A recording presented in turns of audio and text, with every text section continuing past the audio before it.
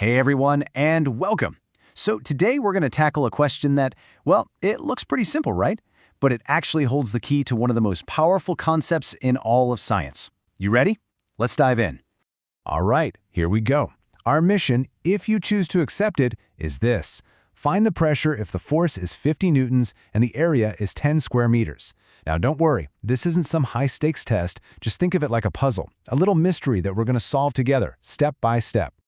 Okay, so with any good mystery, you've got to start by looking at the clues, right? And for us, the clues are the words right there in the question. Force, area, and of course, pressure.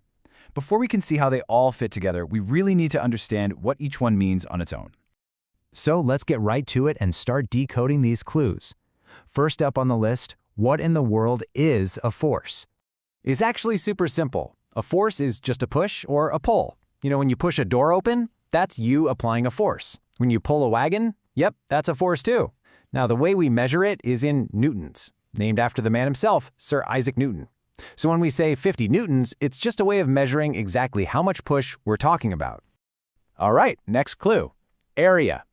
This is just the amount of surface that our force is being spread out on. So in our puzzle, that 50 newton push is being applied over a space of 10 square meters. Kind of picture a big square drawn on the floor. That's the surface area we're dealing with. Okay, and this is where it gets really interesting. This is where we see how force and area are connected. Think about it like this. You can push on a wall with your thumb as hard as you want, and, well, nothing's really going to happen, right? But what if you take that exact same push, that same force, and you put it on the tiny point of a thumbtack? Whoosh! It goes right into the wall. It's the same force, but a totally different area, which gives you a completely different result. That difference, my friends, is pressure. So we've got our two main clues, the force and the area. But how do they actually connect? There's a missing piece here. We need the secret key, the little recipe that links them all together. So that's the big question, isn't it?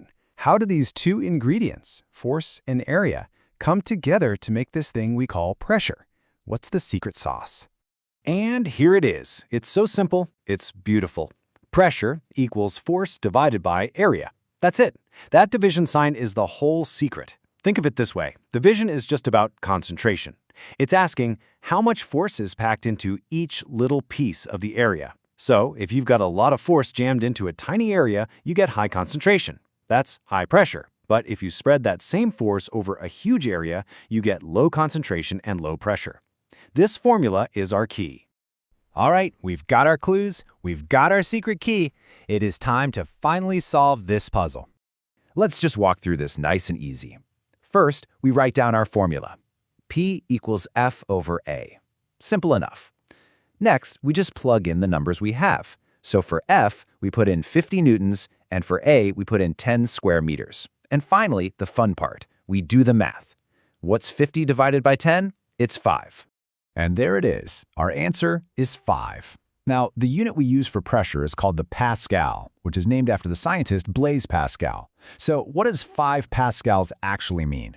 It means that for every single square meter of that surface, there's a force of 5 newtons pushing down on it. It's all about that concentration of force we talked about. So, okay, we've got the number. Great, but what does it really mean? Getting the right answer is cool, but understanding why this stuff even matters, well, that's where the real magic is. And you see this concept everywhere in your daily life. Why does a sharp knife cut so well? Because all the force you're using gets concentrated on that super thin edge, creating a ton of pressure that can slice right through a tomato. And snowshoes? They do the exact opposite.